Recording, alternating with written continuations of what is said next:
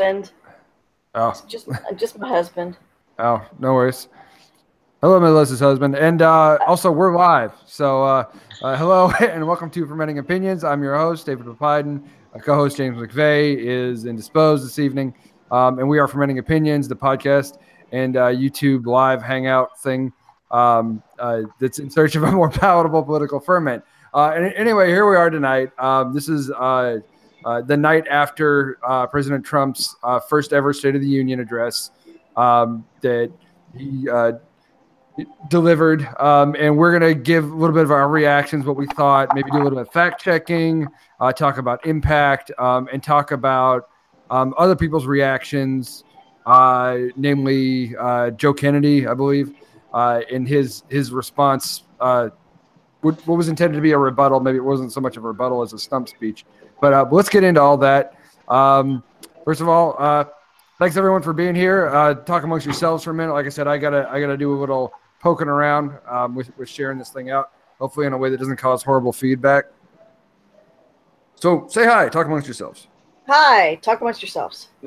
Hi. Well, I guess I don't mind getting this rolling.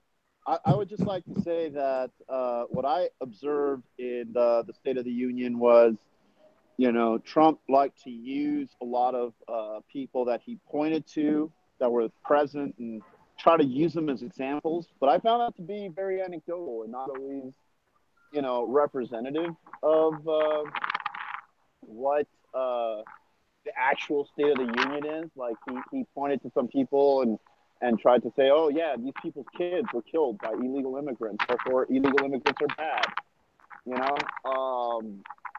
I felt that that was pretty much the substance of what he said.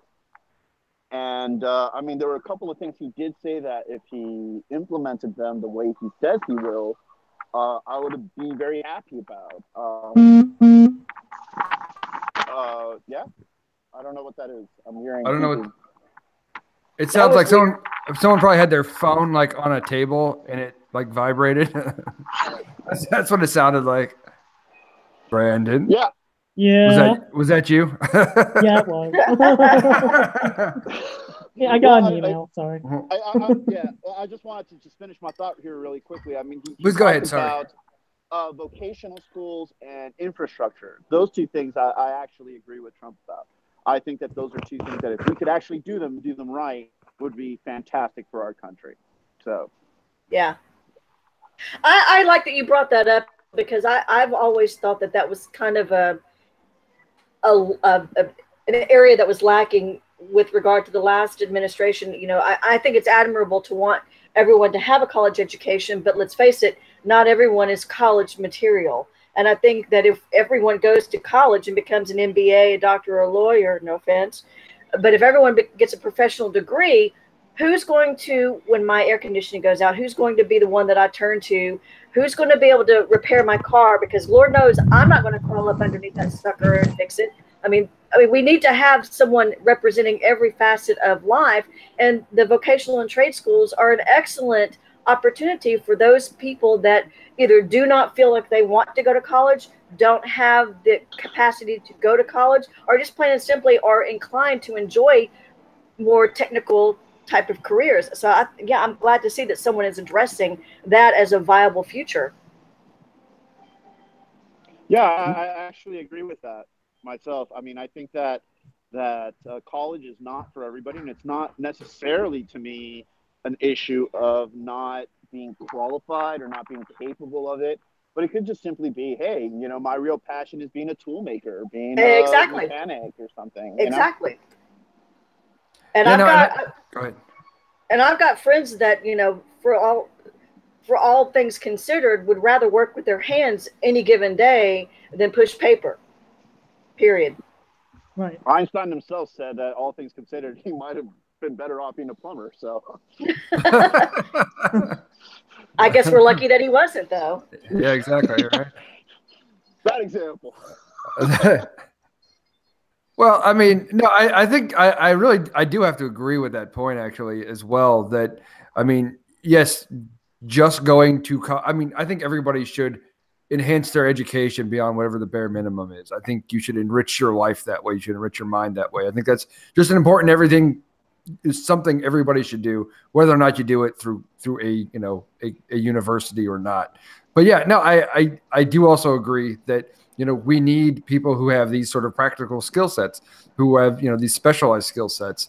But I think it's also important to keep in mind we want to focus on affordability as well. I mean, one of the big reasons, and I've talked about this before, is like the reason I'm not in law school right now is because of how damn expensive it is. Like, I got in places, like I just can't go because it's so much money. I don't want to be in debt the rest of my life. But that's just me and my complaints. But like generally speaking, like college is too damn expensive. And he didn't really. I like the idea that he brought up the tech schools and trade schools and stuff like that. Like he didn't really address affordability from my notes anyway. And I did play a little bit of the State of the Union drinking game, but I didn't play it real hard. So drinking game or the bingo? It was a drinking game. Like every time, like he says a certain thing, you take a sip. And every time, and I added my own at the end. If he ever says MAGA or references it, you have to take a shot, right on the spot, which I did. And he said it right at the end, thankfully. So I knocked back a shot of what was it? The Jim Beam Double Oak went down pretty smooth at that point. But I'm on muscle relaxers, so I didn't play the drinking game. Yeah, you're already because you already won. That's why. I already won. But yeah, I mean, I think that was a good point. I guess a couple things right off the bat, and somebody jump in here if you want. Otherwise, I'll like I said, I'll just pontificate that he was more professional. He didn't go off script. These are good things to notice. Yes, he was reading from a teleprompter. I don't really care if he was reading from a teleprompter. I don't think that's a thing to criticize, or some people have. If that's what you need to sound like the person who can do the job, then okay, I'm fine with it. Well, see, you think like, when he goes to any of his rallies or things like that, like he will quickly go off script and start the rabble rousing and the side comments and, personally calling out people and attacking. He does all of these things. He didn't do any of that. He sounded presidential last night, I would say. Guardedly. I would say he did, but it hurts me a little bit. But he didn't have this whole moment that I thought was awkward, where he was pointing to the Democrats and like trying to get them to be like, "Oh yeah, you should stand up and applaud me."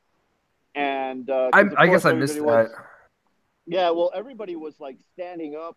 Like, I mean, I think it would have been a great workout being there because they were standing up for everything. Every sentence he said was a stand up and applause moment. Yeah, well, when but the Democrats weren't really doing this, and then he actually at one point pointed at them and like motioned for them to stand up, and it was just like one of these like, yes, except that you haven't shown any of the things that you're right, and we get into that. This is just yeah. But he sounded professional. He was reading the speech. He didn't go off script. He did all those things right.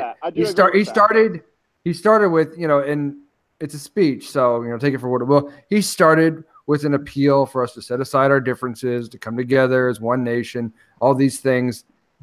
And I mean, he has no credibility when he says those things at this point. But yeah, and I was going to ask. I wish he did was that a legitimate attempt to get people to set aside their differences? But given the totality of the speech, I would say not, because the rest of it was, and this is not just a Trump thing, okay? And that's another thing to point out too. Like, this is how these speeches go. If you are on his side, you love everything he says, pretty much. If you're not on his side, you hate everything he says, pretty much. And every president will get up there, and they probably most of them will first call for unity, and then completely pander to their side. And that's and Donald Trump did the same thing. So like, yeah, does that sort of corrupt or vitiate the quality of the comment? I think to an extent. I mean, I'm glad he said it. I just wish more people really would mean that when they say it. And that's not just Donald Trump, but he's our president right now. So I wish he would mean it when he said it, and I really don't think he does. And I think probably by the end of the week, headlines and tweets and things like that will expose really that that was just a prepared speech that he was reading off of a teleprompter. Which again, don't have an issue with the teleprompter. Just the point was it was very rote and very wooden, and doesn't really look like the Donald Trump that you know, because that's what he was doing. I wish that's all he did, and that was his one public image, even if he was doing things I didn't disagree with so much. Like if he just did that more, I think it would be better for the office that he occupies. But I anyway. wish someone would take Twitter away from him. Seriously, right? Yes. Well, Yes. I mean, plus I apologize for going into kind of more cybersecurity realm, but that's what I work in, so I'm going to go in this realm just for a second. But the phone that he uses to tweet on supposedly is his personal mobile phone.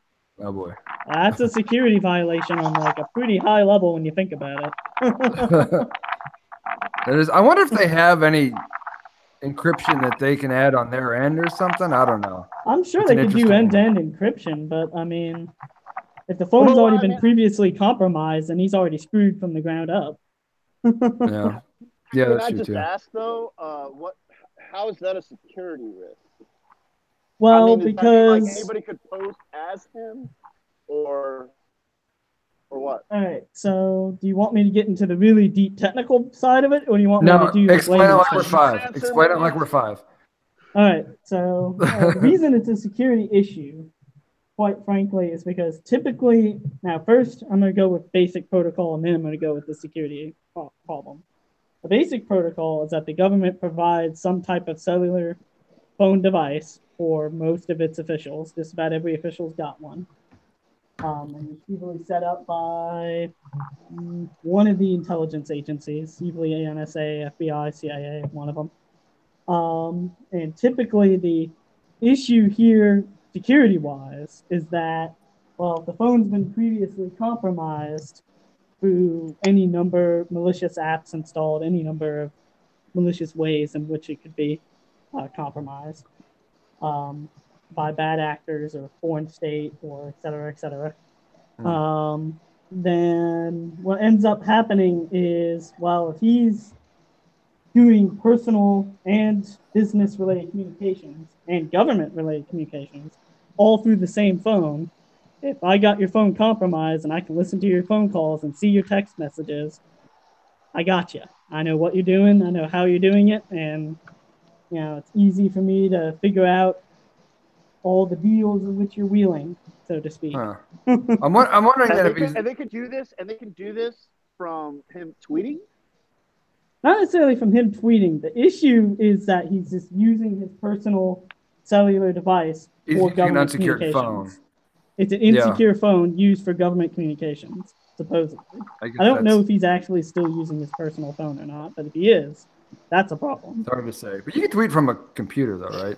Yeah, you can tweet from a computer. If he's using his, White House computer, then he's probably not so much in danger. Yeah, I'm sorry to belabor this point, but like, so if he tweets from his personal phone, that makes him vulnerable for them to be able to access his phone for other That's purposes? not the problem.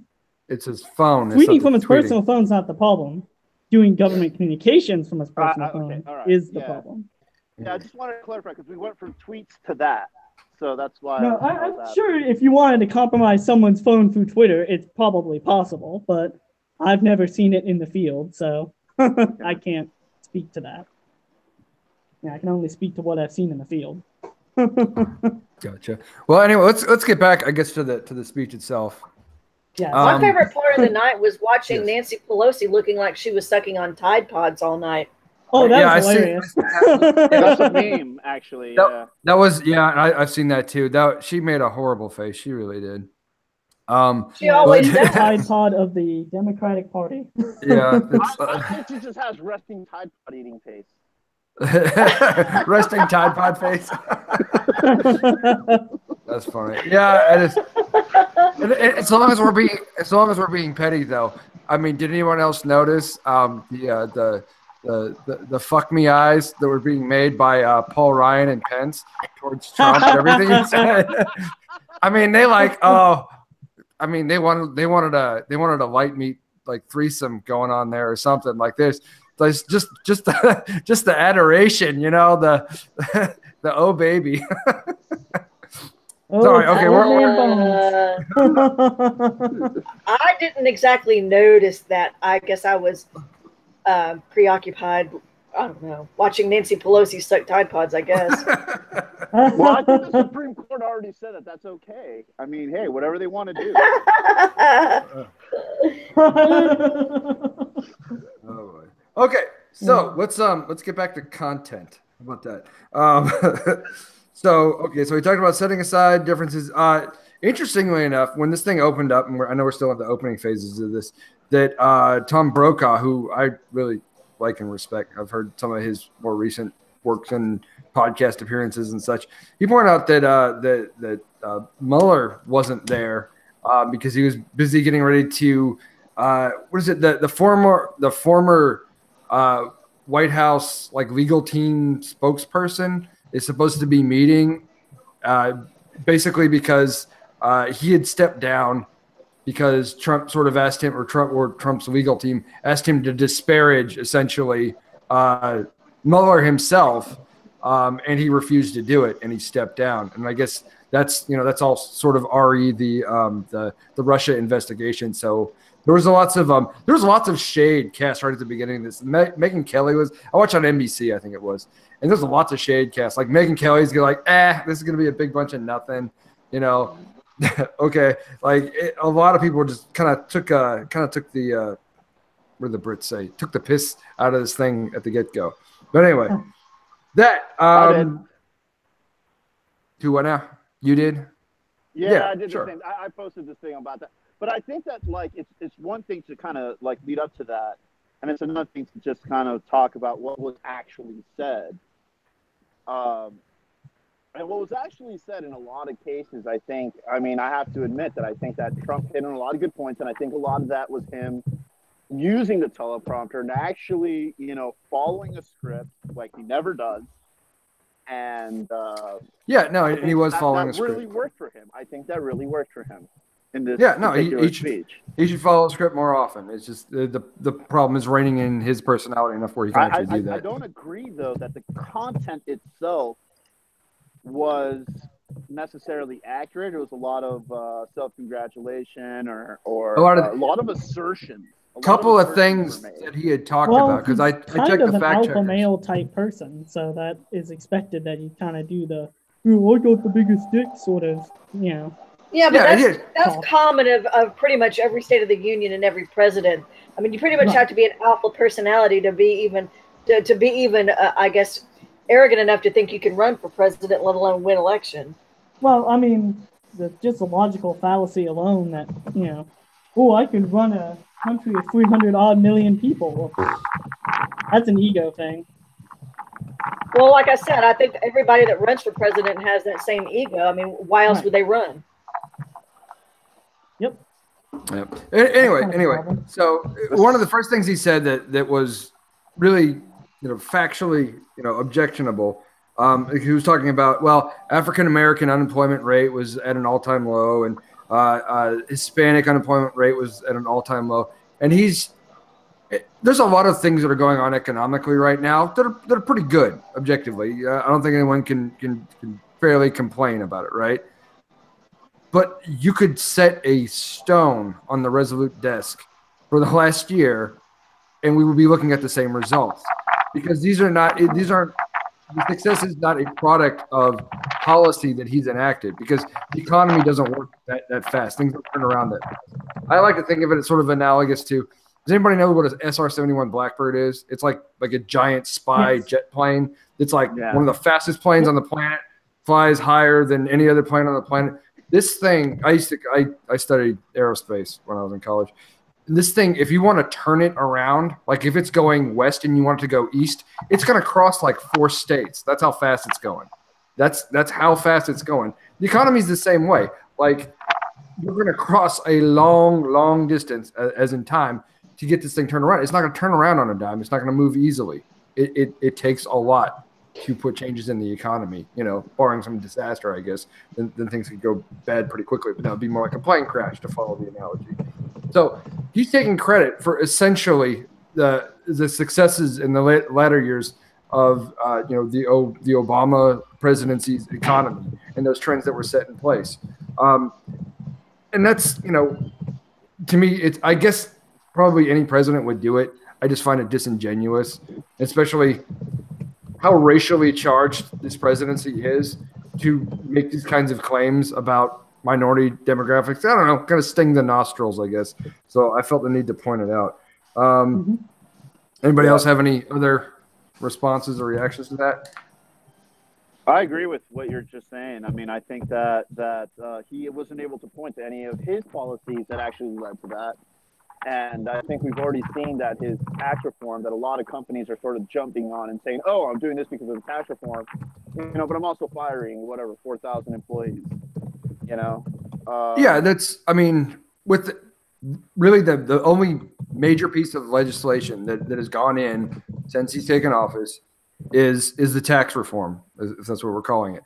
And those effects are going to be longer reaching, right? That wouldn't have, that was like what, weeks ago? Like, we wouldn't see any real change from that, right? And it's, and it's give and take here and there. Like, yes, some people got some bonuses. Maybe those were planned just like the way the layoffs were planned, So it's like, it's kind of a wash, to say, because I don't necessarily want to pin, like Sam's Club closures to the tax plan, because unless they knew something that we didn't, had a crystal ball, didn't know if that necessarily was going to pass or not. So that was already planned ahead of time. So we can't say it was because of that and, boo on you, Trump, for that. But at the same time, a bonus of, $1,000 or whatever it is that a bunch of Walmart employees got, like, that's not really going to have, comparatively, well, almost no impact, considering the level of tax cuts that the corporations and ultra rich are going to get. I want to bring up real quick. There was something Bernie Sanders' response to this that I just listened to like an hour ago. He said, I guess in the last year, there were 3 people in America, and he didn't name them, that they made 68, between the 3 of them, made 68 billion. Okay. While the average American's wages went up, I think he said like 4 cents or something like that. Like, that's not, income inequality is, and I don't want to get off on a tangent on that, but like, this tax plan is not going to help with income inequality. And that's sort of the major problem of trickle down economics. But if someone wants to respond to that, it's fine. Otherwise, we can keep going on. I do want to respond to that, and I just want to point out really quickly that I think that there's a measure of economic success in the country that nobody even really knows about. It's called a Gini coefficient. That's a Gini coefficient. Okay. And it's actually a measure of the difference between like the poorest people and the richest people in the country. So when you look at like the U.S., it is the wealthiest country on the planet by far. But if you look at like the average person in the U.S., it's actually lower than it is in other countries because of this Gini coefficient. It's something that's worth looking into, and I encourage everybody to like research this independently and look into this. But no, I think that's a good point. I think I do want to research that. It's very important. Yeah, because and people cite. Like, go ahead. I'm sorry. Yeah, go ahead. Sorry. One of the things about these Google Hangouts, the way they're set up, is that like when someone starts talking, it takes like a second for it to kick in.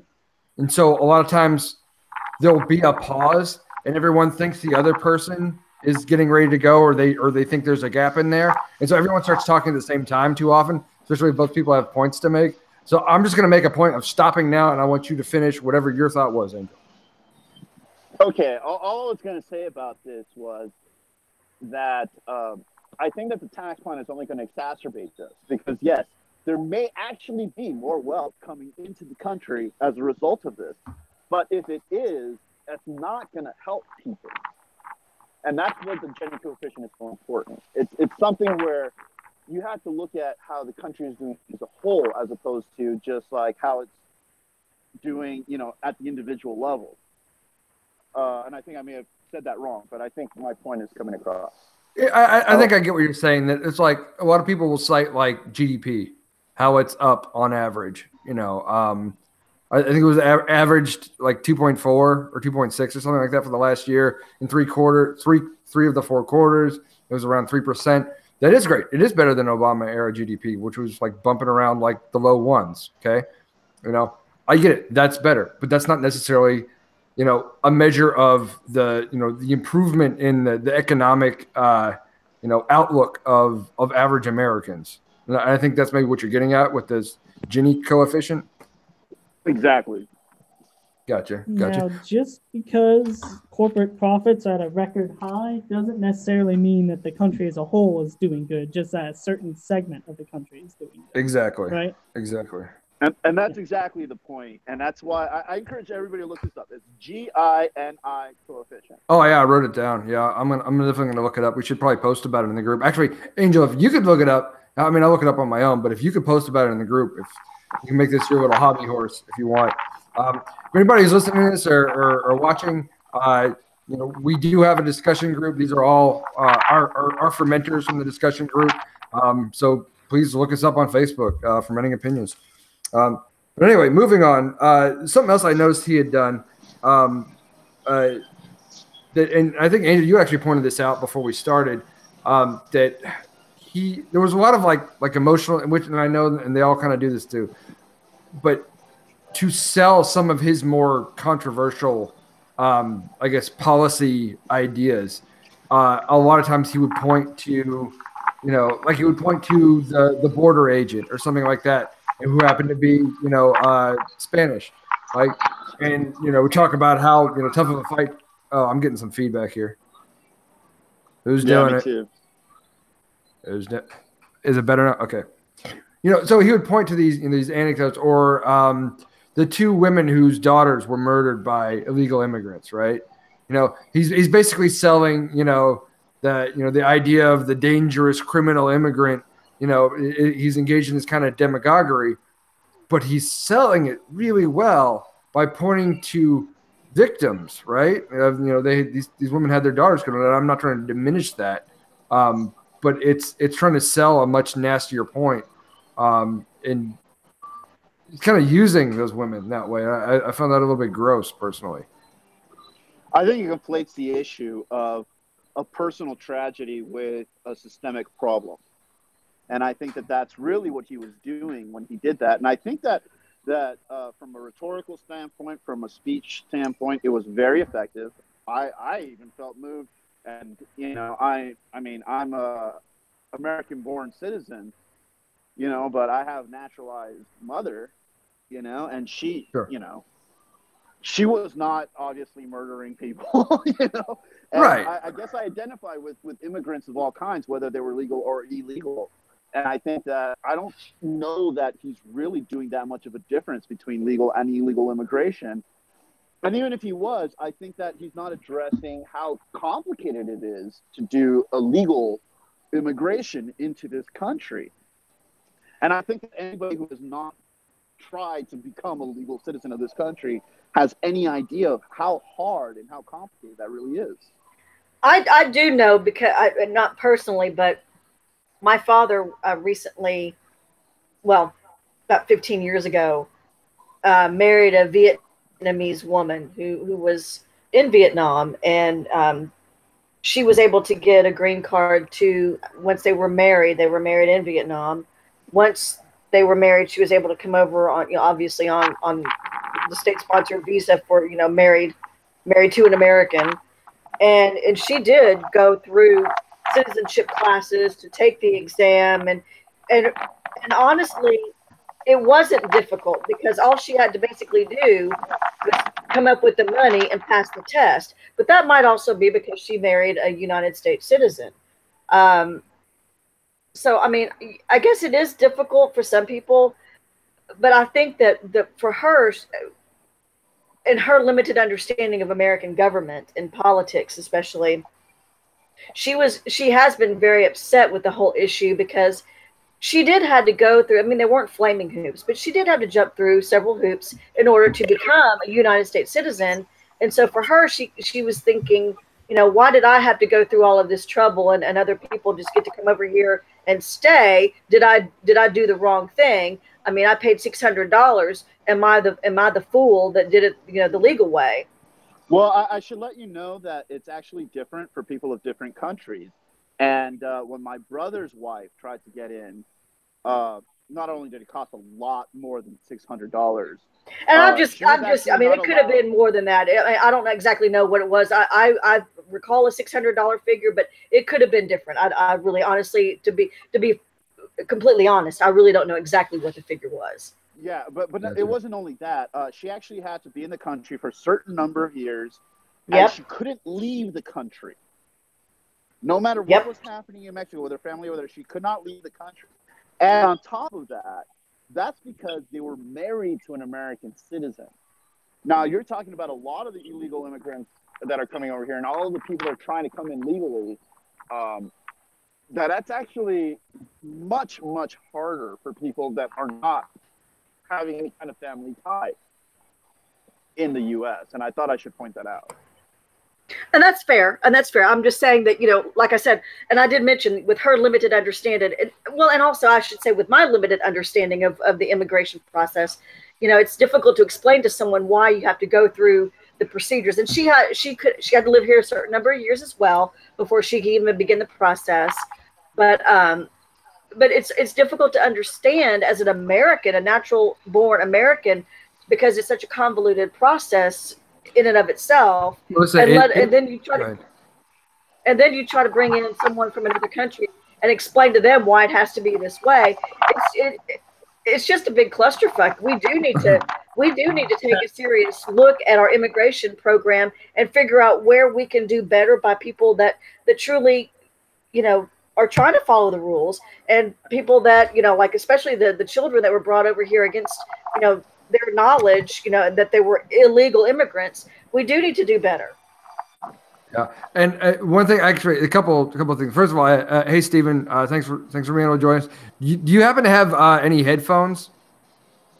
Could you get it for us? Thank you. It will sound so much better for everybody, because otherwise you get this reverb and it like echoes off of everybody and stuff. So I try to encourage that wherever possible. But thanks for joining us. Cool having you. Yeah. I should mention that I am not smart, in that I do not know very much about. He's a super smart guy. I don't listen to him. I know him from another group. I started a theology discussion group, and he's one of the admins there. There you go. So I do like theology a lot. Yeah. And Dave Edgar is in the group too, but he's not joining us tonight, unfortunately. But anyway, neither here nor there. That guy. Yeah, Melissa, it's really funny that you touched on that, because actually what Haley is going through right now is the same process with her fiance, who's from Sweden, and they're about to go through the whole, I guess, naturalization process with him. Yeah. And something she's expressed, and she doesn't have headphones. She's muted herself, but she's listening. They're going through this process, and we have been talking about trying to document it just to show everyone. It's kind of like you're saying, to go, how big of a convoluted process it is. What boxes do you have to check, kind of thing, just to be able to do it when you're trying to do it the right way, when you're trying to do it legitimately, how flipping hard it can be.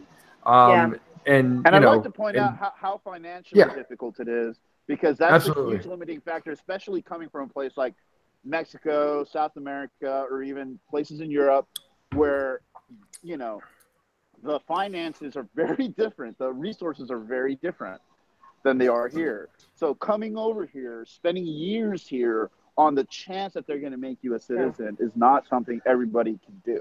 Right. And that's, I think that's a good point to tie back into the address, is that Trump said towards the end, he's talking about wanting to end chain immigration.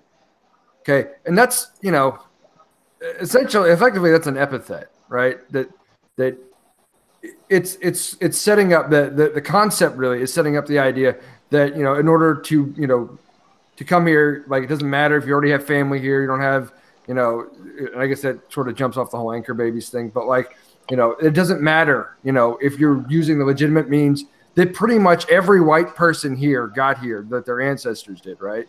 That we all got here because we had some family come over on the boat or whatever, and then the rest of us followed, and it's setting up like this sort of like America's like this lily white country club, saying, well, you have to have, ass tons of money or be a job creator essentially in order to be able to get in. This is, per what, like Steve Miller's policies and stuff like that. And I mean, he's a piece of shit. So like, we use explicit tags all over here. Oh fuck. Every time I see him, I think of Admiral Hux from the new Star Wars movies. That pale ginger bastard. Oh, that You know guy. what I'm talking about? Yeah, that real craven, slimy looking guy. That's what I think every time I see him.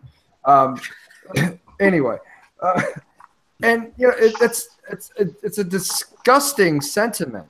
You know, it's nativism is all it is. Anyway. I found headphones. Hey, awesome.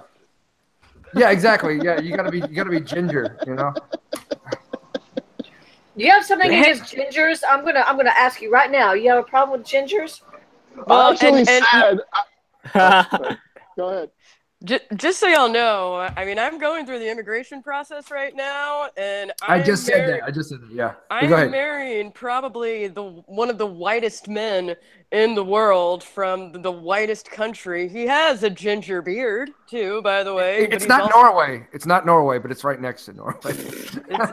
It's Sweden, and he's been here. He went to MIT here for college. He's been here on a student visa or a work visa for going on a decade, and the stuff that I have to do in this process just pisses me. I have to talk about my sex life with the federal government. I have to go and I have to go and be interviewed and talk about that. The money is way more than $600. And if you mess anything up, they won't process it. Let's also keep in mind that the entity that is processing these requests is the federal government that shuts down periodically. And guess what they put on their backlog? You know, those long-term projects. Yeah. I mean, this is going to be a 2-year ordeal, and you know, it's an MIT educated engineer who is extremely white, fluent in a lot of languages, and everyone can agree that they would want him to be here. But guess what? It's not guaranteed at all.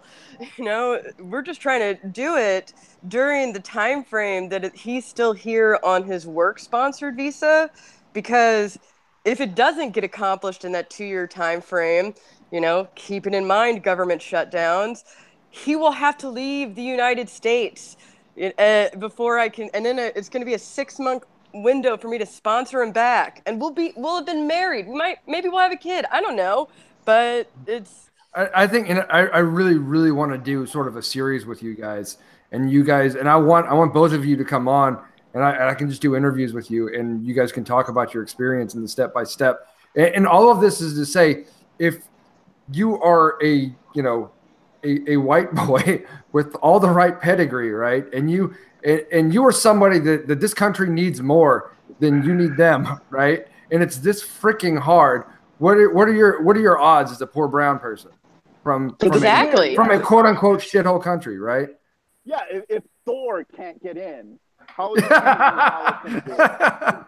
Exactly. And you know what was like really something that has taken me a while to sort of accept and move on from, but what really shocked me initially was the sort of the onerous on me as an American citizen. Like I'm going to have to be interviewed, you know, and sit down, and also I had to be interviewed 18 months later to make sure it's not fraudulent.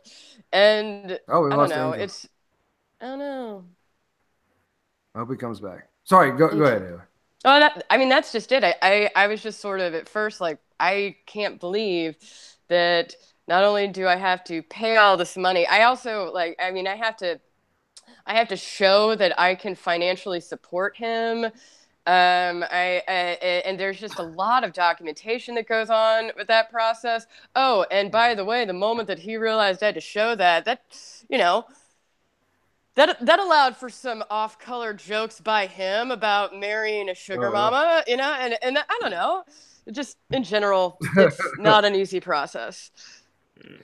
Yeah, I hear you. No, and I really want to sit down and talk with you sometime about like when we want to schedule these things, like when you have meetings and stuff like that. Sorry, I'm producing here right now. And when you're having these certain things you have to go through, as what kinds of boxes are you having to check, that kind of would make for good conversation. Maybe you and I could talk about that afterwards or whatever, but I think it would be really interesting. And we could do that as a however many parter kind of thing, as you go through. And honestly, it'll be mini episodes. It'll honestly be good for me just because it'll also help me it'll help me keep track of everything that I actually have to do. There's a lot of individual if you don't check a box, they won't process your application. It's crazy. So yeah. So let me see here. I'm really, I want to move on throughout, I guess, sort of the rest of the address at this point, because I think we've talked about the immigration, the chain immigration, and all that stuff. Talked about him taking credit for the economy, which, I guess, sort of in short, good job for not upsetting the apple cart and letting it continue to, to roll on more or less unperturbed. Does he get some credit for that? I guess, but I don't really think I would give him. He didn't really do anything to make it what it is, either. So neither here nor there. Go ahead. I'm sorry. Go ahead. One of the things that I kept thinking the entire time throughout the speech is, there was just all of this stuff about the tax cuts and everything. We have a government shutdown looming within next week. But how are we going to afford, a $1.5 trillion investment in infrastructure and investment in vocational education systems and a $25 billion investment in a border wall? Like, how are we? I don't see how we can afford all of these things. Well, on top of that, what will end up happening is they'll essentially just add it to the deficit, and then we end up with another, basically insolvable year.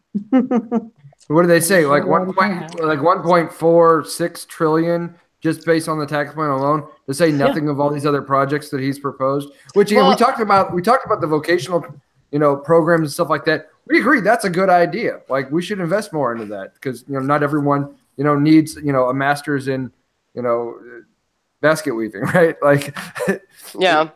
Useful skills are good things to invest in too, right? Of course. The issue but how are we gonna pay for it? Yeah. The issue is all of these tax cuts to the individuals expire. These projects are not going to turn over quickly, and I'm worried that in 10 years, when everything is it 10 years that I think it expires in 5, actually. In 2023 is whenever the tax cuts for the individuals expire. The corporate one is indefinite. It's not, the individual ones isn't, and we are going to rack up a major bill in 5 years. And all of this is predicated on, essentially, as I understand the gambit, that we're going to attract enough business and have so much unchecked growth that will somehow balance out the deficit through ridiculous amounts of profits. But I don't think there's really any economists that are saying that that's a realistic prediction. Well, I don't know. As a Republican, if you fucked up, if the Cato Institute even disagrees with you, and they're considered pretty conservative by most standards. So I understand they're kind of like a libertarian type think tank, which is conservative, by and large.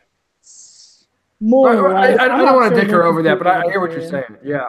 And actually, Cato Institute, last year, they bagged on the idea of the wall because it's like, it's one, because it's not cost effective, and two, like, actually illegal border crossings have been down over the last few years.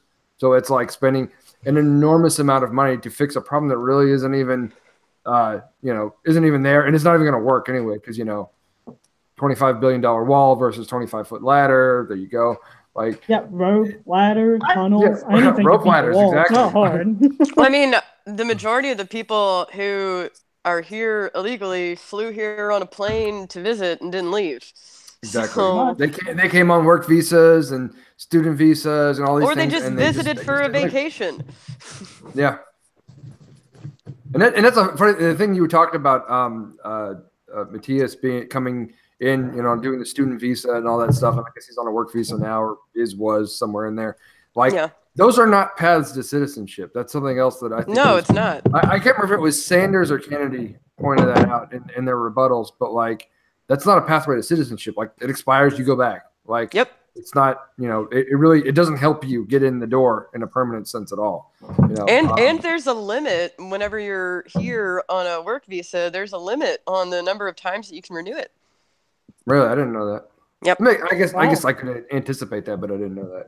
I didn't know that. That's cool. Yeah. Isn't that nice of them?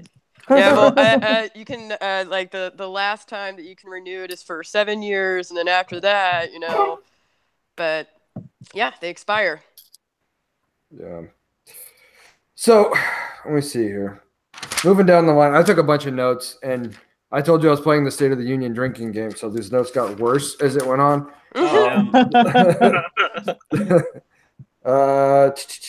He talked about one of the things that I noticed sort of in the beginning. The call for unity, set aside the differences, bipartisan support, and then he starts talking about standing for the pledge. We put our hands over our heart for the pledge, which is an obvious dig at at Kaepernick and the NFL and people who kneel and stuff like that. I was like, I thought you didn't want to be divisive. How is it a dig?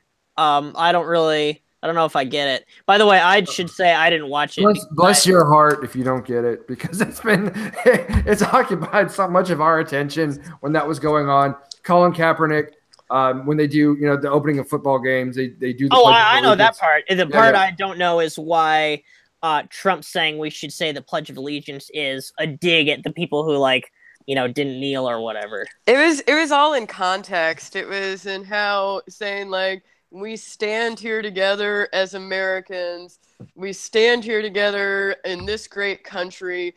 We stand and, we pledge allegiance and we all for this great flag. Like it was in the context of him saying the word stand a few times and then dropping in a flag bit. And you're like, we know what you're doing. Okay. So it kind of seemed like gesturally, he was just like raising his eyebrows at a football player in the audience. Something like that. And I mean, it was playing on by the people who were filming it too. They immediately zoomed into, all of the black people who are congressmen or senators. And whoa. I mean, it was obvious. I mean, what's his name? His name is escaping me, but he refused to go. He was he's a senator that, he marched at Selma and stuff like that. Huge, civil rights, giant. And I am a complete asshole because I forgot his name. Oh, that's going to bother me. Anyway, I don't know. But anyway, so there were certain people that chose, to boycott or not go, on account of, who it was. But anyway. It seems childish to me, What, the boycotting? Yeah, boycotting it over that. That seems a little childish. Yeah, I don't know. I think. And partisan. I mean, it's totally not unifying. Yeah, I mean, you're gonna take knocks if you go. You're gonna take knocks if you don't go. So I don't know. I don't know. If I was Nancy Pelosi, I might have not gone because how bad a look that was when she, and all the damn memes about the Tide Pods and everything else like that. If you're gonna sit there and just make a sour face, maybe it's better that you don't go. I actually think that that's just her face. I agree. I mean, that's shit, guys, Jesus. We're saying she's got resting Tide Pod face. I mean, I don't know. It's just, I that needs to be an official diagnosis. Yeah, it'll be on the memes for months and months and months. Every time you try to have a sincere political conversation, someone will just drop that to be facetious. So I'm sure we'll all see it again. They zoomed onto her whenever she wasn't smiling and happened to have her arms crossed. I look like I don't know. As a person who has resting bitch face for sure, I think that's just her face.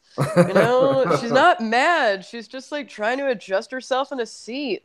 Jesus. Well, yeah, I mean, I guess you can make that argument the same way that when you see videos that are heavily edited, when the guy interviews the people on the street and catches them saying dumb shit or just not knowing not having a basic understanding of, I don't know, scientific principle or how government works or whatever. Just make people look dumb and uninformed, that are either liberal or conservative, depending on how you want to spin it. Like, how many people were actually interviewed and how many people made the cut because they said dumb things? We're going to zero in on them. So, I guess if you turn the camera on Pelosi only when she's pulling a face like that, then, I guess you can make it look like, that, she's eating Tide Pods, I guess, But that is the nature of the game, unfortunately. Oh God, let's stop it with the Tide Pod thing. We can't. I can't get her, and I have nothing against Nancy Pelosi. I'm a liberal Democrat myself. Like whatever. Like it's just I just think it's funny. Well, I mean, I think Nancy Pelosi is a bit out of touch, and I have criticism for her. But I think that's just her face, and also I'm an adamant advocate of let's stop this Tide Pod discussing nonsense. I don't even know what the Tide Pods are about. I've been good so out of it. I know that I had a friend who sarcastically sent me a picture of a Tide Pod in a glass, and I was like, haha, he's got that. And then I learned later that was a thing, and I don't even know where it comes from or what's going on. It's just it's like a challenge. Steven has a real life. The dark parts of the internet.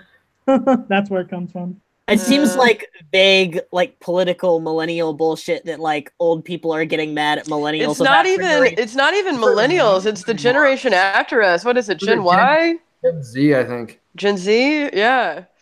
I think whatever it is, Why do all the generations need names? Let's define a new category, right? Let's label people some more. But it's like post millennial, whatever. There's a couple of dumbass videos of post millennial. Yeah, post millennial. There you go. Of teenagers eating Tide Pods and go, they're really funny. Wow, that's really damn dumb. And then we have turned that political, of course. Y'all, I'm watching Ovation right now, and I just got a pop up on one of my most favorite movies of all time. Is going to come on next week, so I may not be with you. Tu Wong Fu, thanks for everything. Love, Julie Newmar is coming on next week. So I don't know what that is, but. I don't either. I don't know what Ovation is. We always appreciate it when people can make it out. We don't. It is by no means a requirement of you. Nobody gets paid for this, least of all me. Well, it's one of my guilty pleasures. I love that movie, and Patrick Swayze is kind of near and dear to my heart because I used to take dance from one of his sisters when I lived in Houston. So, that's cool. Huh. All right. I like Charlie Leguizamo in that movie, and it is Angel's movie. back. Welcome back, Angel. I had technical difficulties. And how's your hotel Wi-Fi? I'm still in my office, so I refuse to turn on my video. Sorry. Hey, I'm in my office too, but nobody's in my office because I'm lonely. Well, no one's in mine either. But your office looks cooler than mine. Oh no, it's really small. It's like one of those offices. It has a piano. It's very out of tune. What exactly is your concentration, Steven? I'm a music composition major. Yep. So. And he studies microtonal stuff, all kinds of weird like sciencey shit with music, and it's cool. So it's pretty cool. I have a very poor understanding of what he does, but I can appreciate it. But anyway, okay, so there was the Kaepernick thing, right? And that he essentially was talking about we stand at the plate, which is a nod to his base, that he supports their decision to hate on the NFL because I don't know they showed support for Kaepernick or whatever. Again, it's completely divisive and unnecessary. I think that's the bigger point. It's also un-American that to kind criticize. Of the theme of the whole speech, pretty much divisive and full of shit, kind of sort of thing. I mean, there's a way.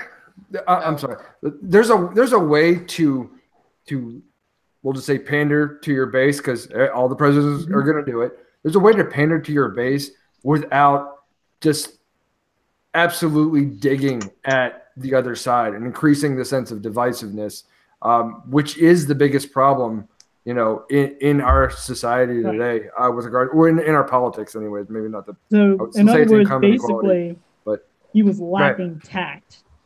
He wasn't being tactful.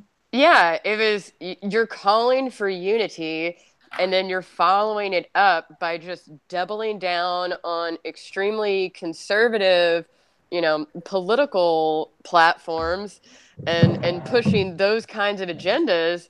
And as the State of the Union, I understand it was a campaign speech and he was pandering to his base, but it seemed disingenuous to me to do this call for unity and then to tactlessly double down on the policies that he's going to push.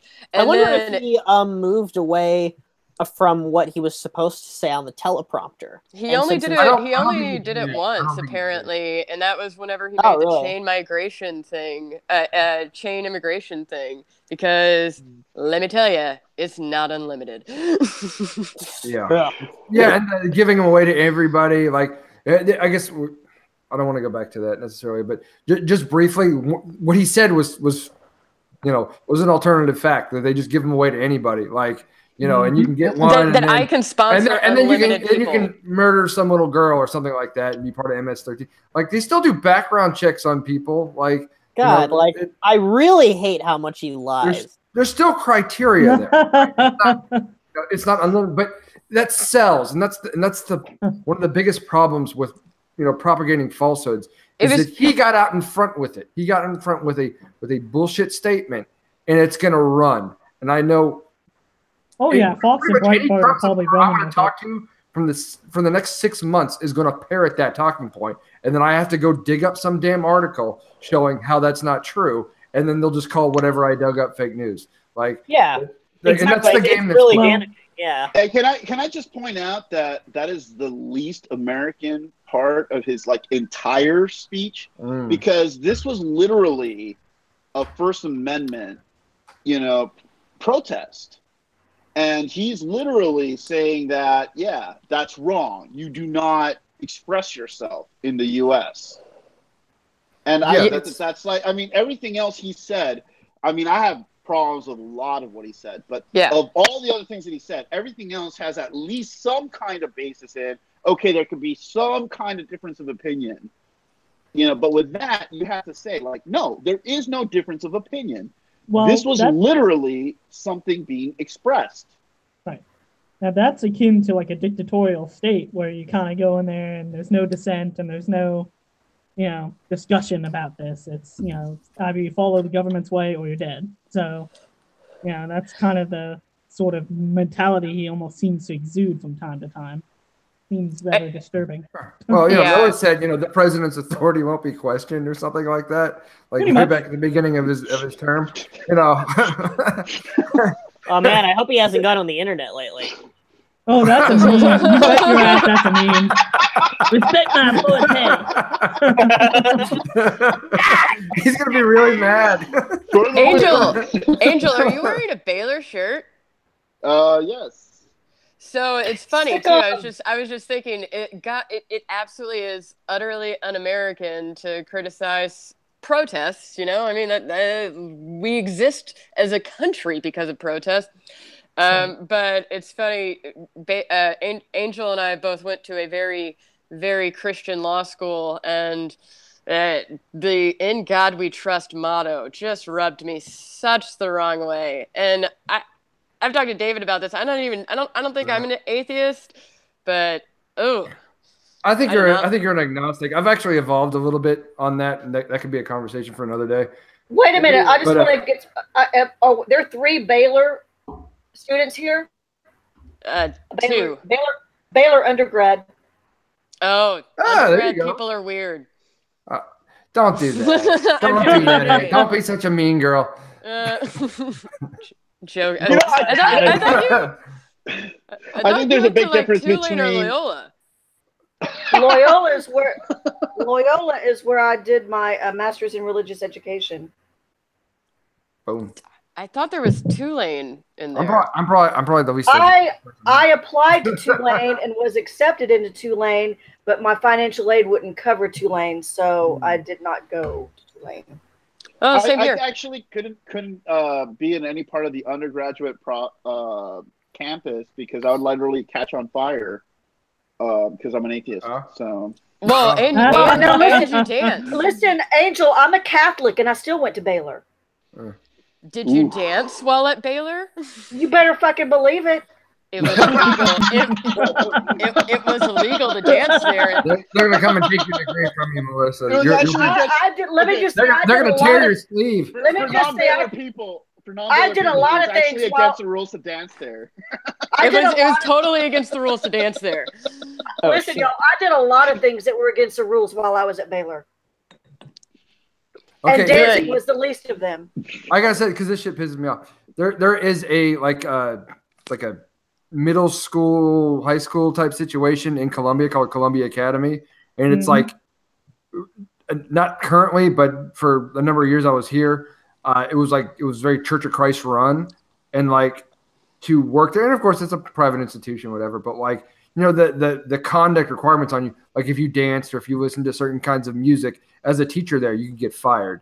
Like there's something just so regressive and disgusting about that to me. That I guess you're a private institution, fine, but like the fact that like I don't know, it's a social thing here too, because like if you're a Columbia Academy graduate, that's like a golden ticket. Like that opens doors for you around here. Like you can be somebody here. It's it's part of the the Lily White Club. That you've got the members only jacket now because you were a Columbia Academy graduate, and this is the kind of ideology they enforce. And they've got little like banners and flags talking about like like integrity and diligence, like all these personal values, and just the stupidity behind it all just it irks me to no end. But anyway, sorry.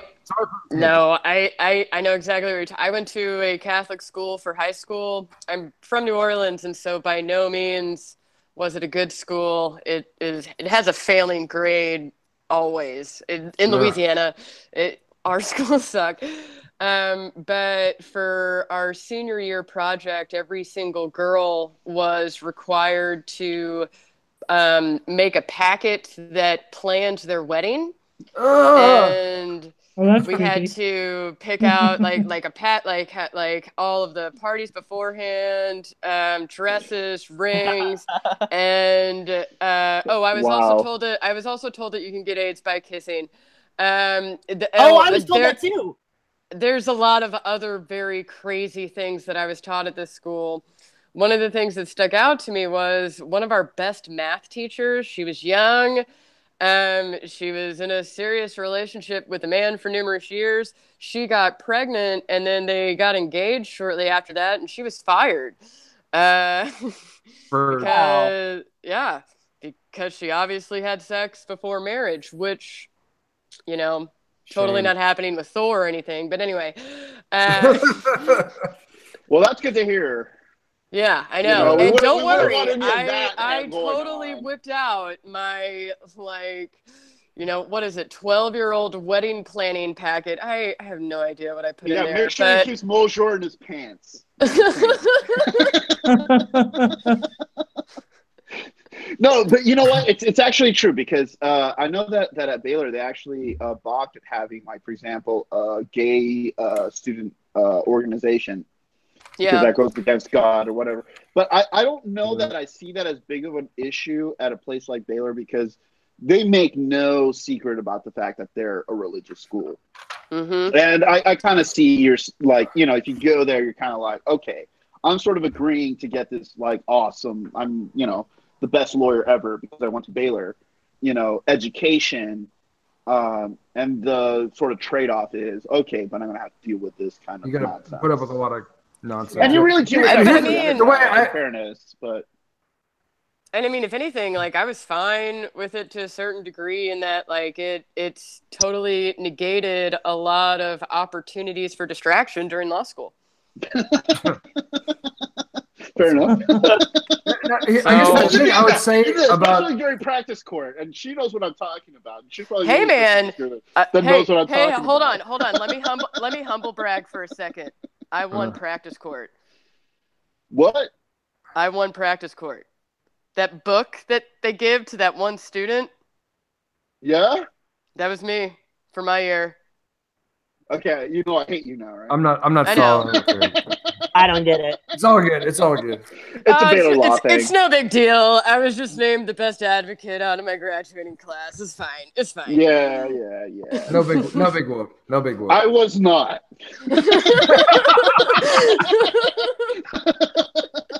Gotcha. So here's the whole thing. Let's bring it back a little bit. All right, sorry. The "In God We Trust" thing, right? Yes. And we were talking about this in our Facebook group earlier today. And Angel and I, we do agree that I mean, that's a religious statement, right? And the origins behind it were religious. I view generally the fact that this is on the money, it's on the seal. There are bigger fights with regards to protecting religious freedom. There are better hills to die on, but it's still unconstitutional. What I wonder is, can it be perceived in a way that, like, if the word God is sort of taken outside of the context of being equated with "in religion we trust," if it's just sort of like, agree that not everything is within your control, or I don't know what I'm trying to say. I think I know what you're trying to say. With the way it was adjudicated, because it's been taken to court before, and people, I don't know if it was FFRF or AU or ACLU or whoever, took it to court and they lost. And basically, I think at appeals court level, that it was sort of adjudicated that this is not a religious expression. It's more like a ceremonial deism kind of thing. That it doesn't really carry the force of a religious expression because it's used so much. It's ubiquitous. It's just an expression, right? And I don't think that's a particularly honest way of looking at it, because if you look at why that expression came about, both on the money, was originally proposed in 1861, and it ended up on some money, I think around like 1865, 1867. And we're gonna remember 1861 is the Civil War, right? During this time, this was proposed to I think the Mint, and then realized they had to make a law about it, and Congress passed a law saying, okay, we're going to go ahead and put this on the money. Didn't actually start happening until I guess around the end or after the end of the Civil War. But the idea behind it was to show, I guess, the Union essentially that God was on their side in the Civil War. That was the original motivation behind it. It's the same reason for Thanksgiving. No, I'm not following. Thanksgiving was a holiday that was started right around that same time to sort of unify the nuclear family unit behind, being thankful for like celebrating something about being a part of this country, and doing the whole romanticized Indian, Native American, this is our land, we are thankful. Yeah, same thing. But that's not specifically religious. Like, and I understand there was a lot of religious, in its inception, there was a lot of religious ties to it. The idea that we're giving thanks to God, obviously, and over time that's sort of been, evacuated in the same way that they're arguing has happened with the expression "In God We Trust." The problem is, though, the difference is that in the case of Thanksgiving, it has, and in the case of God We Trust, it hasn't, because I don't know. Every person I've talked to ever who argues that America is a Christian nation, as in by and for Christians and should be codified by law, every single fucking one of these people will bring up "In God We Trust" on the seal as our motto and on the money. Well, that's a convenient argument, but whenever I say "God damn it," I'm sorry. Right, but that's a colloquial expression. We understand the difference there, right? But I mean, if we're saying "In God I think that it all depends on context.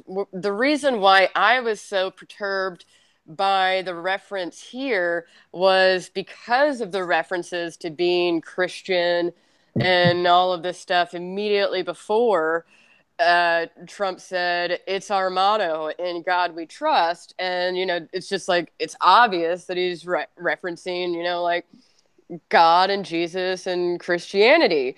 But I think that, "In God we trust," like, it's possible to equate that with let's flip a coin.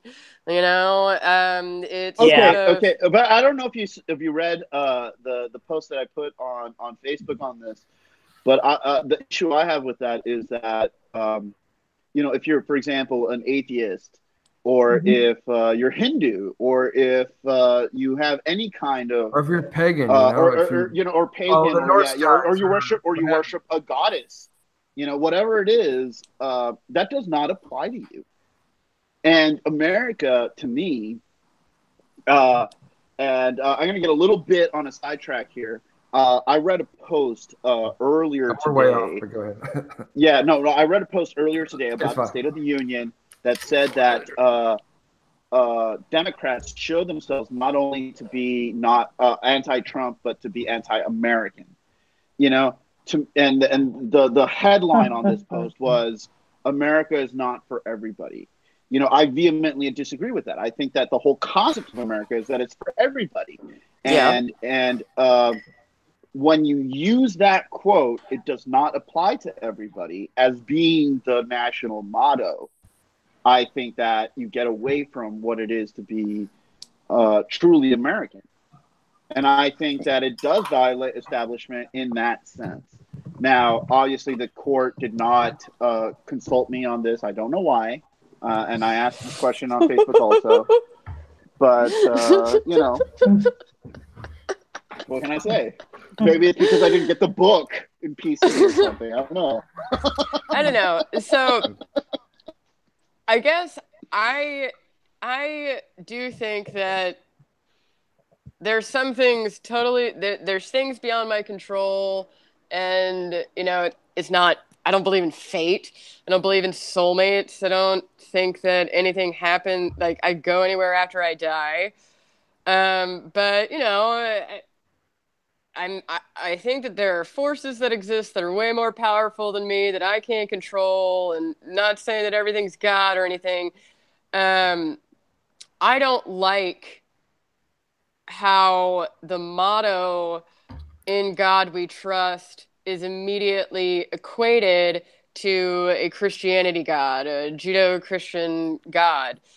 I would be fine with it just being equated with, "and we trust that," all right, But the problem with that, though, is, we could say we would wish people, thought that when we say "In God We Trust." But the reason why it's using these arguments, like I was talking about, by, Christianists or what have you, or theocrats, that's not how people view the statement. People do not view the statement normatively as irreligious.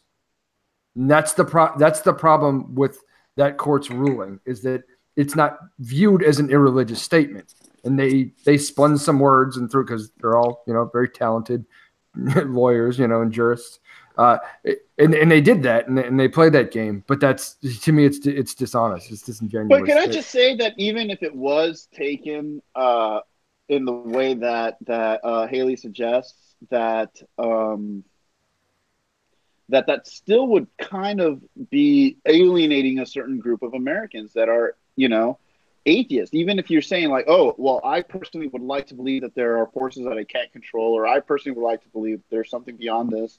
Hey, not everybody feels that way. Well, I don't believe that there's something beyond this. I'm just saying, like, at a certain point, you got to cast the die, and it's going to be what it is. So, and you hope that, and you trust that it'll be in your favor. But I think that the actual use of the word God is what's the issue, because it's not in, but I think I get the general idea behind it, because I know that I have to go. Oh, you do? See you later.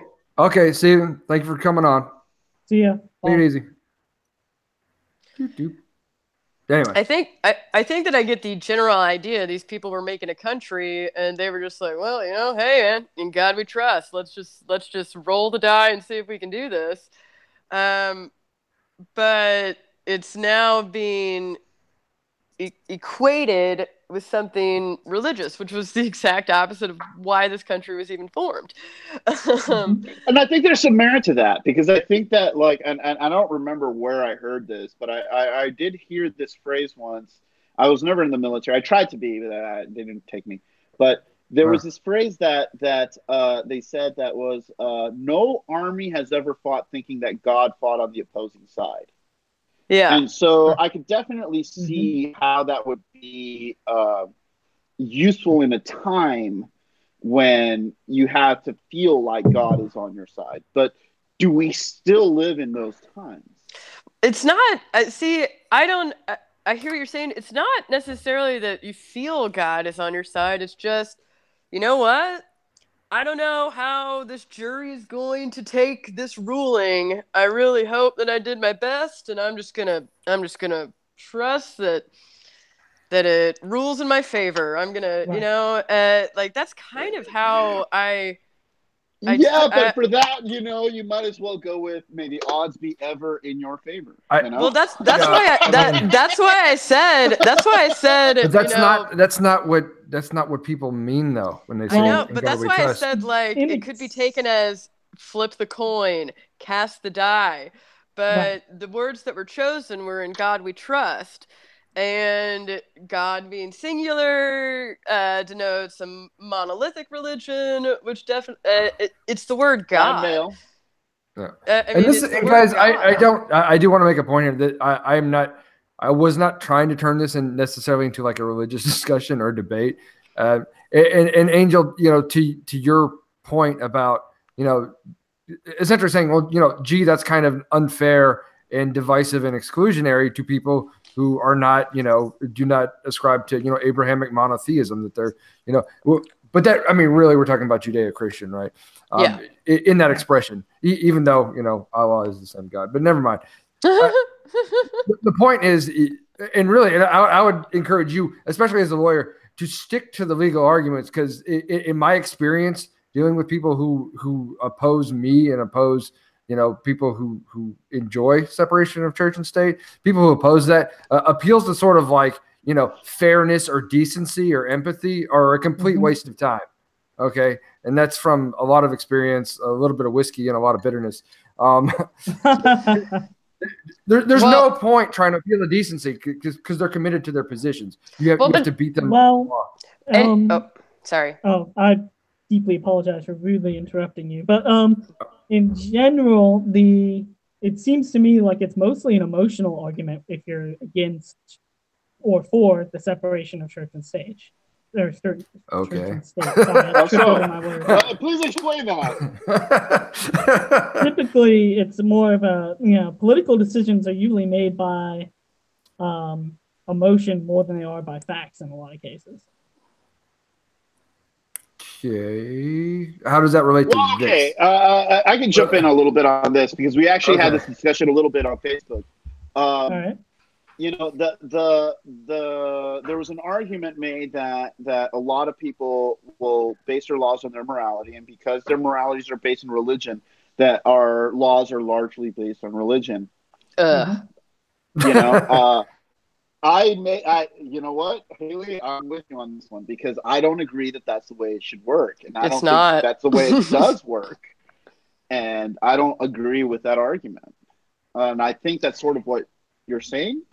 Am I wrong? Yeah, and that was something that was extremely disturbing to me in God we trust, and then another thing that Trump said, which is he's appointing a lot of people to the judiciary who are going to apply the Constitution as written. We all, people who are in the legal profession, have an understanding that the Constitution is an organic document. And so that's where I get at whenever I say the in God we trust thing is, that's sort of like, well, hey, like, let's hope it works. And applying the Constitution as written. But if you apply that with today's, what the word God means, how you take it in this means that you're a Christian God because it's monotheistic. You're not applying it as as written, because you're not taken into that mindset. You're applying your own beliefs that are occurring 250 years later to apply something as written, and that just disturbed me so much. I'm Yeah, not I sure mean, if it's my just it was point just is another way becoming of clear, but no, sorry. I think well, I mean, juxtaposed to the "In God We Trust," expression, on mottos and all this other stuff. When we're talking about people who are he's talking about originalists, who are going to apply the Constitution as written, who are we're going to interpret the laws as written. There's no way to not look at that as an endorsement of religion in that case. So, and it's the idea that you could defend on the one hand, "In God We Trust" as a non-religious statement, with someone who's going to look at the laws, as they're written, who's going to interpret things as they're written, what the original intent behind was. You can't have them both. You have to be lying about one at some point. Exactly. It's a complete contradiction. And I mean, how powerful is a motto even? You want to know what the motto was for my high school?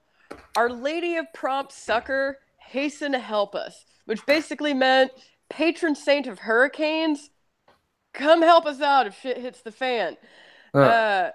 But no, Our Lady of Prompt Succor, hasten to help us. Like, what, are we going to, analyze the word sucker in today's vernacular? Like, oh yeah, Our Lady of that quick idiot. I don't know. And sucker is spelled differently. But how powerful even is this motto? Like, why? Yeah, I don't know. And it's funny because again, this is if you're in our group, you would maybe see this, and if not, that James was arguing that maybe it's time to bring back the "In God We Trust" argument, to bring it back before the courts. And really, no. Yeah, because there hasn't been a ruling on it in 40 years or something. It's been a while. I think it was 80s or something like that. Okay. But so yeah, about that. But the problem is, if you're stacking the courts with all these right-wing appointees, it's never going to go the way of church-state separation. It's never going to go the way of acknowledging a religious statement for what it is. You're going to play all these games that, again, I'm imagining James is in the room and he would criticize me for just calling them originalists, but practicing originalists versus originalist legal theory. The practicing originalists will piss all over that, and they're going to, as far as I'm concerned, piss all over jurisprudence. Especially these lifetime appointees, for a generation. We've got Gorsuch for 30 years, and he's going to be a Scalia 2.0 for us. And that's something we're going to have to deal with. And it could get worse. If Ginsburg live forever. I hope she eats her Wheaties and takes all her vitamins. I got my doubts. Gorsuch is not going to be Scalia. Don't get me wrong. Scalia. He's not smart enough to be Scalia. Oh my God. I hear what you're going with this, Kaylee. I hear what you're going. Yeah, but he's going to vote the same way Scalia would vote. That's all. That's all. Man, Scalia, maybe, but he is no Scalia. He is no Scalia. Scalia put me. I don't know if I call him a genius, but we lost Brandon. Well, he's no Scalia. We all stop. He was going to say other bad stuff about church-state separation. But Scalia was a genius. I mean, you read his opinions, and they are awesome. I mean, you can. I'm not saying awesome. They're, in my opinion, completely wrong. And I don't know if you've heard any hangouts I've done or arguments I've had with James about it, but I go rounds on Scalia and just how I have read his opinions, and I have been pissed the entire time that I have been reading his opinions. But the entire time, I'm like, damn, that was a good line. Damn, that was oh shit. That is exactly what I'm saying. That is exactly what I'm saying. Hey man, say what you want to say about Scalia, but he is very worthy of respect. I don't see that coming out of Gorsuch. He I mean, are you kidding? What? No, and I agree with that because Scalia was special. I mean, Scalia was he was a very, very, very, very gifted advocate. Now, the fact that I absolutely disagreed with 99% of what he said does not take away from the fact that he could argue that so incredibly well. I mean, And even phrase like it in a way that was just so beautiful. well, yeah, it was like, God, I disagree with everything you're saying, but you're convincing me. Holy shit. Yeah. Yeah, I wouldn't go that far, but I mean, you've people who are good at rhetoric, right? People who, I wouldn't say to the point where they convince me because, like, if you see, Well, I mean, he convinced me of his argument, not necessarily of his position. Like, he convinced me of his ruling and why he did it, and I'm like, all right. Okay, that's fine. I'm just saying you can be impressed by someone's rhetorical prowess or someone's ability to argue. That doesn't necessarily, you can still appreciate that and still say, I see what you're doing, kind of thing. Like, I know what you're up to. Let's get back to the State of the Union. I want to close this out with a few more comments because we've been everywhere on this thing, and then we can maybe talk about Kennedy's quote unquote rebuttal, and then close it out because I think Melissa had a few barbs for Kennedy that I wanted to get to. She's still with us. Melissa, are you still with us? You look like you're fading. Yeah. Let's get to the Kennedy thing. Let's do it. But I want to say just a couple things real quick. He talked about how great it was to eliminate regulations. I went and I searched today for the regulations that he eliminated. I can't see one that was actually really a positive because mostly eliminating like reporting and environmental regulations, and that's going to somehow be good for us in the long term. I don't see that at all. And protections for LGBT and immigrants and things like this. Those are all the regulations he rolled back. I don't see any good in any of those. He talked about clean coal, which is an oxymoron. Those jobs are not coming back because of automation, having nothing to do with immigrants or overregulation. It's just and there's not that many people working in the field, and there won't ever be again. It's not a thing. He talked about people who have terminal illnesses and opening up sort of the markets, maybe not the markets, opening up regulations so that they would have the right to try, which on its face, I support that. If you are on death's door and you're willing to try fucking anything to try and stay alive or cure this thing, whatever it is you have, go for it. I don't think anybody should get to tell you no. Can I interrupt very quickly and ask you what you think that meant? Because I did not understand that. My understanding is that it's sort of making it easier for people to try experimental drugs or experimental treatments for a terminal illness. That makes sense. That's what I took it to be. I think it's great. The issue I had is that he called it the right to try as opposed to the right to die, which is a concept called death with dignity. If you know you have a terminal disease, you don't have, there's going to be no quality of life. You're dying, you're in pain. Why not go, essentially, the Dr. Kevorkian way out of things where you take an overdose and you kind of drift off and then that's the end of it. Right. But it's not the right to try. It's do you have enough money to try? So, and that's an aspect of it too. But I'm saying the way he used that, that turn of phrase is a spin on the right to die, saying simultaneously, I don't support the right to die. He said nothing about the right to die, but I give you, I support your right to, try experimental things, if you can afford it in this country. He talked about how, only the super rich can fly around different countries of the world and try stuff where they don't regulate it. And that's a problem. I guess maybe, there might be some percentage of people in the U.S. now might have more access if he actually enacts any, that's a different take on that. Go ahead, Melissa. I had a different take on that. I've got a really good friend over here who's married to a Hispanic man who still has family in Mexico, and I had a really bad cough, and they have this cough syrup in Mexico. It's pretty freaking awesome. And it's not allowed. It's not something they can sell here in the United States. But it was like, boom, and I'm not coughing. I took it to mean that, okay, you could go to Mexico and Canada and get your experimental medications, and we're not going to hassle you at the border. We're not going to give you a hard time if you're bringing something in. I mean, I took it to mean that the right to try things, not just flying to Spain or to France to go do some kind of experimental operation or take some experimental chemotherapy or what have you, but that we're also not going to hassle you if you want to go and try something that we don't have FDA approval for. If you want to go to Canada or Mexico and get it, bully to you. I actually took it as a criticism of FDA approval, which I actually agree with. If you notice, like our walkers here in America today have tennis balls on the bottom of it because there is a contract between the people who make the walkers and the insurance company. And the innovation, like that doesn't exist anywhere else. There is a lot of regulations with the FDA regarding that.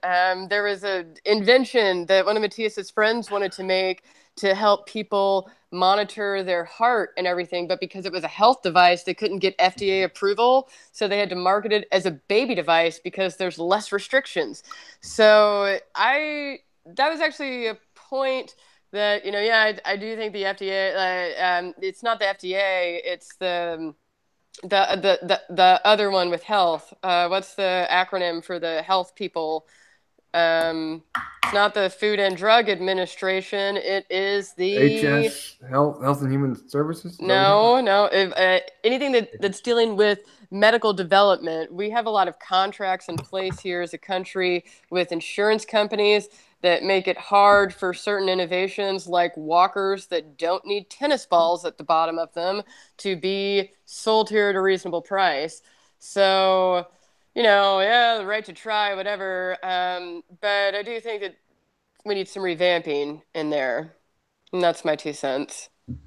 Gotcha. And I think that's fair. But I don't think that was intent by any means. I think he was specifically referring to people who had sort of life-ending, illnesses or what actually have you, what I think he was referring to was that like British couple that had the baby who had a horrible like genetic condition at birth, and in Britain they said that, or England, I'm not sure where they were from exactly, they said that like you can't do this experimental thing to see if your baby will live, and then they flew to America to try it out. I think that's what he was referring to. It's like the baby Charlie case. Do y'all remember that? Oh, no. Yeah. And I think I know what you're talking about. Yeah. The one thing I'd say about that, though, is that I don't see these things as necessarily mutually exclusive, because the thing is, in England, they have a version of universal health care there. But I'm surprised they would have to go to the U.S. to do anything, just because they also have private doctors. Exactly. Same in Sweden. My fiance was telling me though that they're like, if in like you can wait and you can do that, but like they will what is that word where they like pay for part of it if you have to go to a different country to do something. Subsidize, yeah. Like in Sweden, if you like have a certain cancer and you're getting treatments, but you want to try something else, you can totally do it and everything. They subsidize part of it, but you do have to pay some of it out of pocket. So yeah, I mean, the thing is, there are a lot of health regulations for health products in America that are extremely unnecessary. Gotcha. And it's, I mean, there's a baby in a bathwater situation with this, though, that yes, I'm sure there are some regulations that are maybe more business moves than anything else, and that's a problem, and that can stifle growth. That's why I agree, and I would talk to any conservative. I agree, overregulation is a bad thing, but overregulation is bad by definition, right? So it comes down to determining what's actually overregulation, what's actually smart. If you're talking about bringing a new drug on the market or something like that, you want to test it and make sure it's safe. But I would agree that with the exception of someone who's on death's door is willing to try anything at this point, I would say, let them try. I don't think I necessarily have a problem with that. But the issue facing America, I do the shit anyway. The issue facing America is these contracts between these medical manufacturers who have the approval. and are able to manufacture these products, they get insurance. They have contracts with these insurance companies, and their products are able to get sold, their drug products or whatever. And you can't break into those markets because you don't meet these regulations, because they're inherently designed to sort of protect the people who are already in. And so, like, the whole right to die thing, you know, like, I get it, but I also, you know, I see Trump as someone who is going to be supporting protectionist arrangements. He'd still be talking out of both sides of his mouth. Yeah, I mean, really, the whole reason I brought it up is because of the spin on the idea of right to die, which is another way of saying he's not saying anything in support of right to die, which I think is an important issue. That's why I alighted on it in the throes of the State of the Union drinking game. It's a conversation for another day. Yeah, maybe to continue on with that. That's really pretty much it. We've covered a lot of other things here. I don't want to hem and haw about more necessarily. Can we get to the rebuttal? I think Melissa had a few things because she's hanging on like a trooper, and I appreciate her for that. What'd you think about Kennedy, Melissa? As I said on the website, I felt like he was a loudmouth child with a famous last name doing his level best to live up to said famous family name. I don't think he was a loudmouth at all. I think he was very, very hush-toned. I found him to be quite shrill. I found him to be quite overly exuberant in his vocalization. Really? Because anytime he hit a good point, he started whispering, you know? Like, or he, like, hushed his tone. It's actually one thing I noticed that, like, he definitely sounded shrill, but I think it was nerves more than anything else. And I get what you're saying, Melissa, about, him basically trying to fill some pretty huge shoes given his last name, in the family dynasty that's attached to it of all these famous Kennedys, right? And he's another Kennedy. Well, I found it interesting. The real problem that I had with it is, I think that the impression I'm getting of the current status the Democratic Party is trying to put forth is that they're not beholden to a history. Like they always, like when Jeb Bush was running, oh, here we go. It's just rich old white men and it's an old party. Well, I mean, it doesn't do any service to the Democrats of today. Bringing up a Kennedy, it's like, you know what? If you're going to be dissing dynasties, political family dynasties, the last thing you want to do is call attention to yourself and put a Kennedy up there. I mean, go ahead. Can I ask you to clarify that? I mean, I had a lot of issues with what his rebuttal was. In a large part, my issue was that it wasn't a rebuttal. Exactly. It was not a rebuttal. It was a campaign stump speech. But so was Trump's. I don't know. I don't know necessarily. Yeah, so was Trump's, by the way. Yeah, but I'm not sure in what way his last name had anything to do with that. In terms of like, yes, okay, yeah, he's a Kennedy, but I guess I'm asking for clarification as to what you mean in terms of like what in what way he was just writing that name. Well, I think, if I may, someone with the last name Kennedy is going to get a lot of views. The whole purpose is to get the rebuttal message that wasn't actually a rebuttal message out there. People all know who Kennedy is. People all understand that. Like that's a good marketing ploy. So. I mean, I guess, but I mean, I think that if you wanted to like really appeal to Democrats, you'd go with somebody like Warren or Sanders. In my opinion. Sanders did give a rebuttal himself. It wasn't he did, but it wasn't the official. It was like a little 4-minute video, yeah. And I caught some. And can we all keep in mind that Sanders isn't a Democrat? Yeah, that's right. He's an independent who is a Democratic socialist and not a part of the Democratic Party. But yeah, with regards to Kennedy, we were talking about this last night a little bit when it was happening, but like, yeah, he seemed like he had a lot of nerves. And when he, was making a what should have been a powerful point. And his delivery wasn't all that good. But moreover, and I can forgive him that. He's a guy, he's a year older than me. I imagine myself in a similar circumstance trying to give a speech to anybody. And there's some political characters locally that I absolutely hate, but I imagine getting up in a room full of people and trying to give a speech about them or bashing on them or their policies, I'd shake like a leaf. So there is to an extent, I get what he was going through. But at the same time, and it's something that was also pointed out, is he didn't really rebut so much anything Trump said, other than just bring up a lot of things that Trump never mentioned in his speech. That he didn't actually respond to very many of his points at all, really any of his points, and it sounded like a stump speech that was sort of crafted in a vacuum around anything Trump actually had to say. And it was memorized. He wasn't using a prompt or anything. It was memorized. And you could tell that.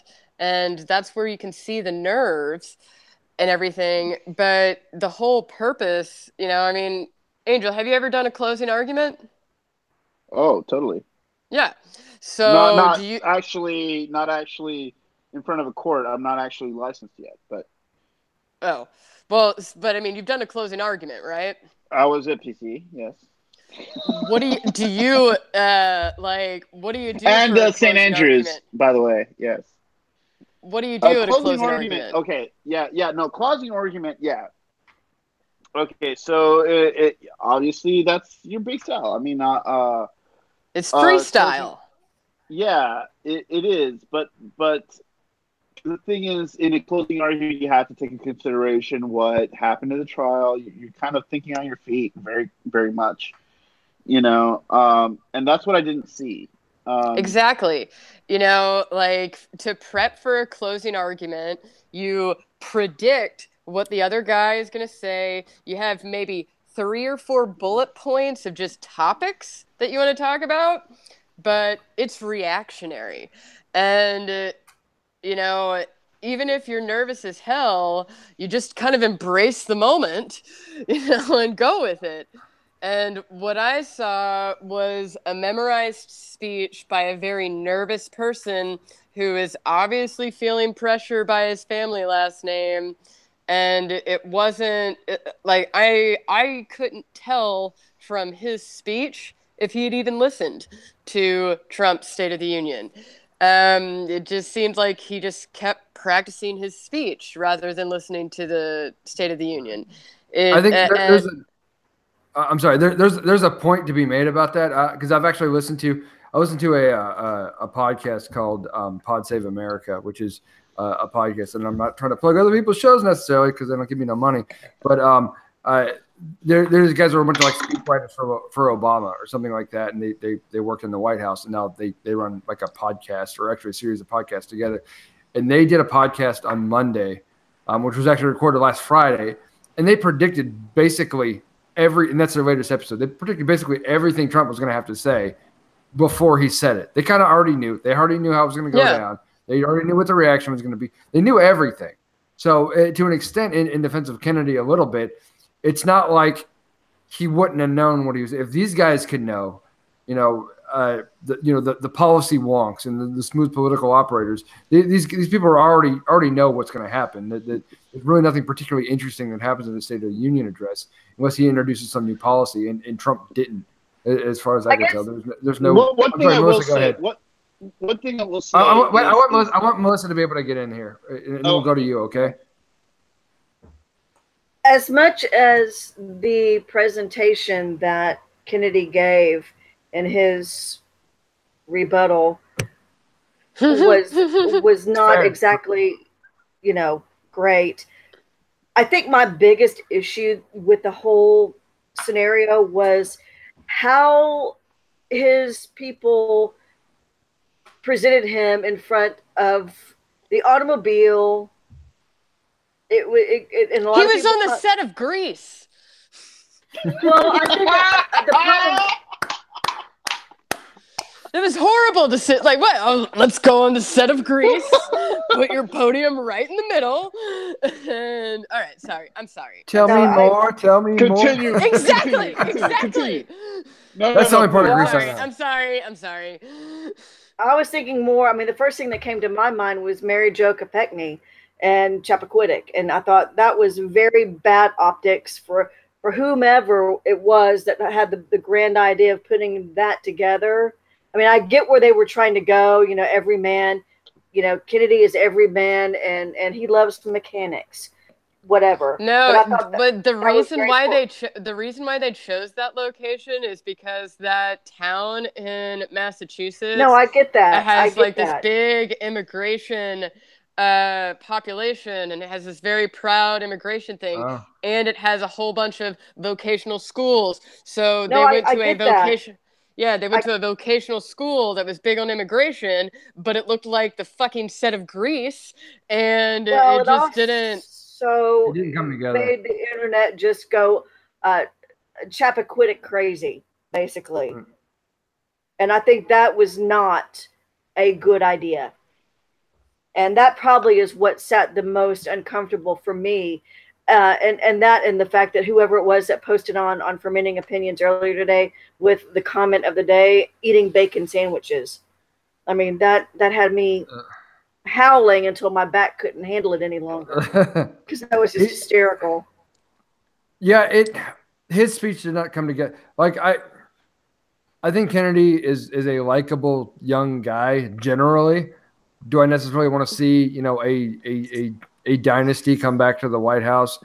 Not necessarily, but like honestly, like Democrats are casting him out for 20, and I don't think, and even if he would have a presidential bid, 2020 is not going to be his year. He's too young. He's too inexperienced. This speech was a clear indication of that. That he's got you know he's got to fill out some pretty big pants before he's ready to. Oh my God! I'm going to laugh and it's going to hurt.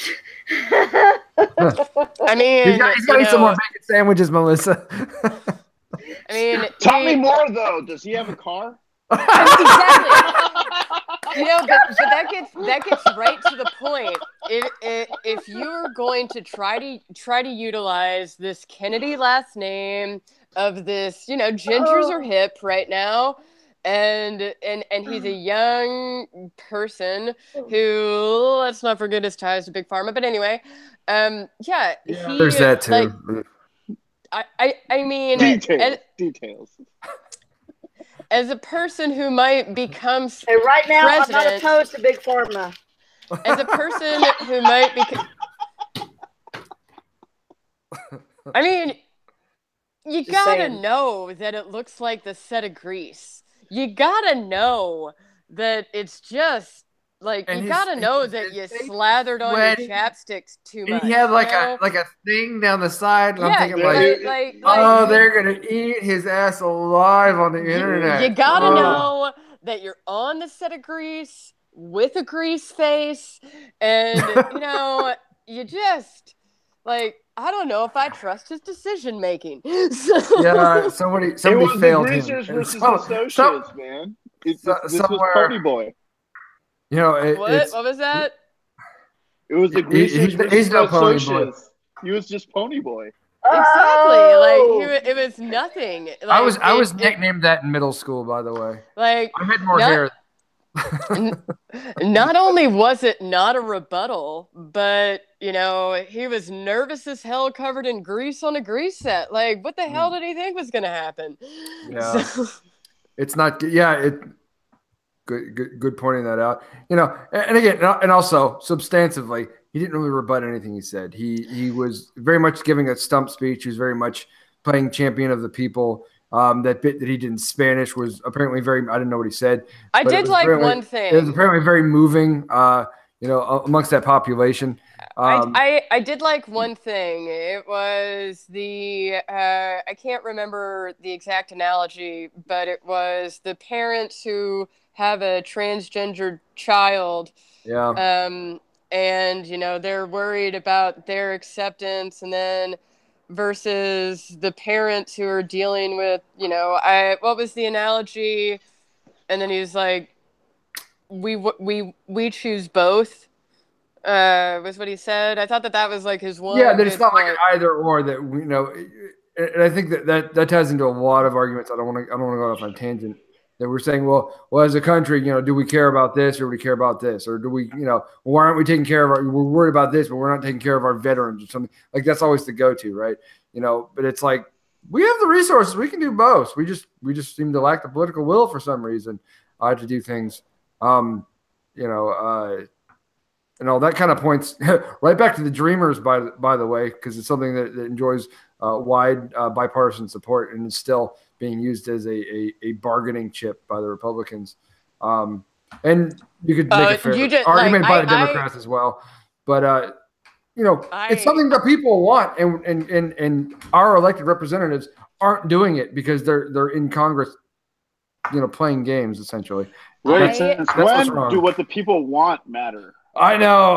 I'm such a peasant. Oh my God! No, can I just say such a that whenever Trump was referring to the Dreamers, and then he said that Americans are dreamers too, I was so angry because Dreamers are dreaming of becoming fucking American. It's the play on words. It's just like the right to try versus right to die. He's saying, Americans, as in real Americans, as in even though this is the only country you've known and you've grown up here and you work and contribute to society and stuff like that, you're not a real American. Like, Dreamers are dreaming to become American. I hear you. Dreamers are not Americans. Are dreamers. They're effectively already Americans. They just don't have the legal framework. They are not effectively. And if you're a pedant, you'll argue with me. And that's really what it comes down to.